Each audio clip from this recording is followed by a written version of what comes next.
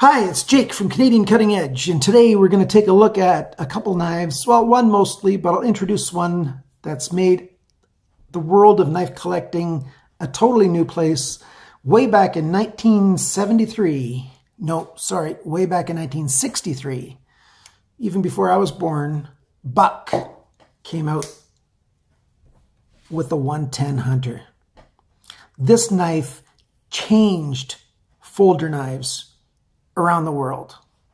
They came up with this backlock system that very securely held a blade in place. It was next to impossible under normal circumstances. You could probably say impossible under normal use for the blade to become unlocked, and it would function just as effectively as a fixed blade, but it was a folder that you could carry with you. This one is an original 1963. Unfortunately, my friend had his blade destroyed by somebody who was sharpening it, and they used a grinder, and we don't even want to talk about that. So it's not the original blade. If it was, this knife would be worth an awful lot today. But the Buck 110 changed the world of knife collecting. 3 3/4 inches blade, a handle that worked very well in almost any size hand, and it was comfortable. The 420 steel, back then was just rocking it, and even now the 420 high carbon steel that Buck uses still rocks it, and it does a really good job. Easy sharpening, fairly long knife edge retention. And it's a really good knife, and it changed the world of knife collecting. Well, not just knife collecting, of folder knives, the working knives and the collecting knives. 1963, over 50 years ago, this changed the world. Now, there's another knife that is flipping knife collecting on its head, and that is, I could hardly flick it, the Sanrenmu 710.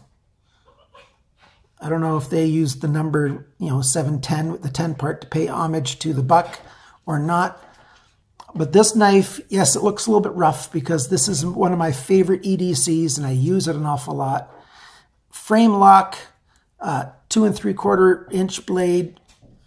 I believe that's right. Looks about that. I'll get the proper specs later on and put them in the description. But it's a knife that goes on and on with this really nice blade. They took the shape and design from Sebenza, made it a little bit smaller, and made it a knife that anyone and everyone can afford. And it's a rock solid knife. Let's bring the camera down close and we'll take a closer look at this knife. All right, yes, first thing I can do is confirm that, yes, the blade is 2 3/4 inches. That's about 7 centimeters. And this one is scuffed up if you look at it carefully. There's some scuffing there. The blade's not terribly clean. I just keep it wiped down and lubricated. And this knife just goes on and works for me very well. Yes, I do not know what this is supposed to be. Is this supposed to be like nail filing? It's a lot like the Victorinox nail file, not quite as aggressive. It's some styling. It's not really traction. At GearBest right now, you can find, I believe it is 7 different models of the 710, which is now called the 7010, 7010. And it is just so popular that everybody and their dog is getting one of these. Really nice lanyard hole, starting at the back. Pillar construction, open, easy to clean. Frame lock. This one locks up almost at the right around the 50% mark. Let's see if it focuses really nicely here. There we go. So that's really good. It's got I don't know how I got lucky. Some people say that they don't get that, but I've got 2 bronze washers in mine from the factory. What else is there to say about the frame? The clip is more than adequate, but there's no option to move it. It's just right side tip down.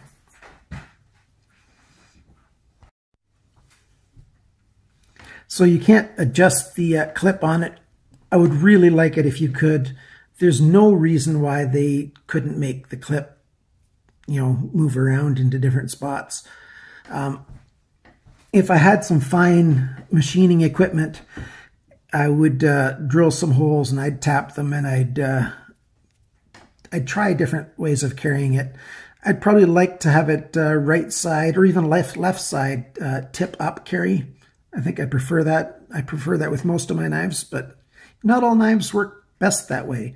This really rectangular Sebenza style works really well in just about any type of scenario, and it's small enough that it just works really well out of any kind of pocket, and it just works well that way.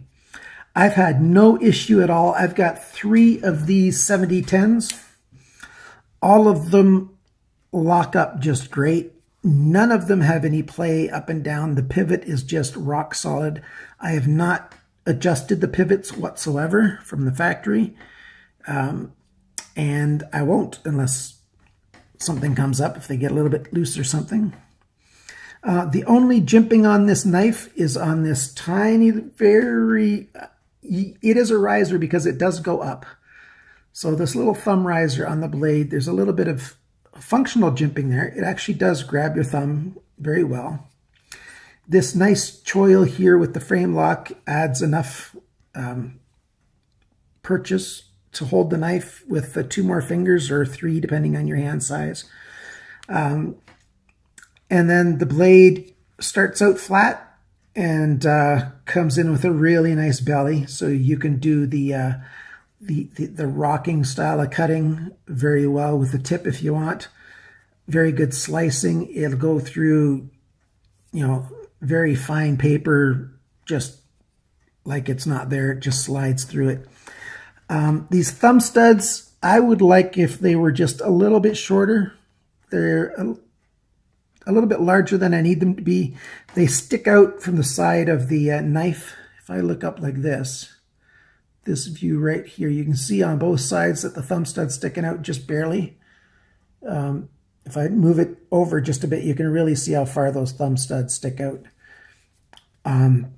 That's the biggest thing other than the pocket clip sticking out. I wish it was flush with the rest of the knife on the outside edge. I don't think that's asking too much. The frame lock doesn't have a stop on it unless you consider this clip the stop. That might be the reason why they've only have the clip on one side. They might be using it as a stop to protect the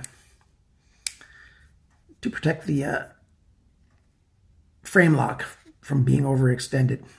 Although you can overextend it quite a ways if you want to. I'm not afraid of wrecking this knife because most of them I can get right now, most of the variations for like $7 US, free shipping. For $7, this is a phenomenal knife. It's beyond awesome. It's beyond great. It, in my mind, is the very best sub $30 knife that I've ever owned. That's my dog. Ooh, he was thinking there was some company. No, there isn't. As I was saying, it's the best sub $30 knife that I've ever owned. Definitely the best sub $25 knife. Not even any imagination of a question for that. If you do not own a 7010, you owe it to yourself to get one. There's just no risk involved whatsoever.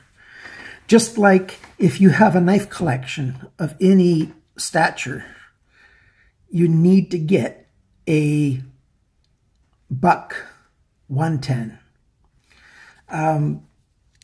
It's just a standard knife that belongs in every collection. Oh, I just had a brain fart. There's something else I wanted to say about another knife that is sort of standard that everyone should have, a Victorinox. You don't have a Victorinox, you don't really have a knife collection. Just like if you are a bushcraft knife collector, you've got a Mora. You need to have a Mora if you're a bushcraft collector. Just because they're such a high value, ubiquitous blade, and they're awesome quality, very good quality for their price. Okay, what else can we say about this knife? I like this clip on the blade. It comes down nice and quickly. Hopefully we can focus. There we go. You can see that knife shape. There's a lot of meat down here. I won't do the puncture test on my wife's birch table. That's our table. I do need to refinish it this summer. You can see the wear and tear. We've had this knife, this table, most of our married life, so it's about time I refinish it. The numbers, if this will focus, are just after the thumb stud. There you go. You can just barely make it out there. And just between the thumb stud and the frame, you see that little triangle and the number. I've just learned that that's Sanrenmu's dating system, but I don't know what those triangles mean, which triangle means which year. But the numbers, this one has a 01, so that means it's a January knife. So whatever the year is, I've written to them asking about a chart for what the different triangles, those right angle triangles, which way they're sitting and what that means.